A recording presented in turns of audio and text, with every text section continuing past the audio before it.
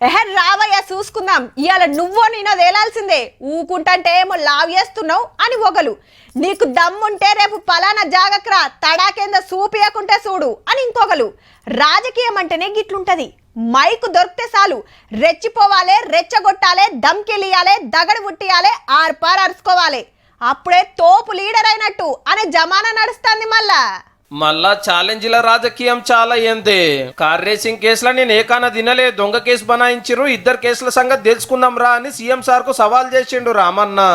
నేను రేవంత్ రెడ్డి గారు ఇద్దరం కూర్చుంటాం న్యాయమూర్తి ముంగట, మీరు ఏ ప్రశ్న అడగండి కేసుకు సంబంధించి, ఆయన కేసు నా కేసు, ఇద్దరికి లై డిటెక్టర్ పరీక్ష పెట్టండి. దొంగ ఎవరో ఎవరేందో ఎవరి నిజాయితీ ఏందో రాష్ట్రం మొత్తం చూస్తుంది. లైట్ డిటెక్టర్ అంటే గిట్ల బాడీకి మిషన్లు పెట్టి క్వశ్చన్లు అడిగితే నిజం చెప్తురా అవదని చెప్తురా అనేది తెలుస్తుంది అన్నట్టు.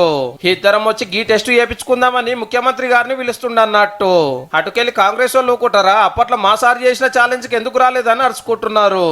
నార్కో అనాలిసిస్ టెస్ట్ కు మీరు నిజంగా డ్రగ్స్ తీసుకోకపోతే టెస్ట్ చేయించుకోండి అని చెప్పేసి ఆ రోజు అడిగితే మీరు ఎందుకు రాలే? మరి డ్రగ్స్ లోలి నడిచినాడు టెస్టుకు రావాలని రామన్నను ఎన్నో మాటల సవాల్ చేస్తే సపోర్ట్ చేయక ఇప్పుడు ఏసీబీ కేసులో గీ టెస్టుకు ముఖ్యమంత్రిని పిలుస్తుండ అన్నట్టు.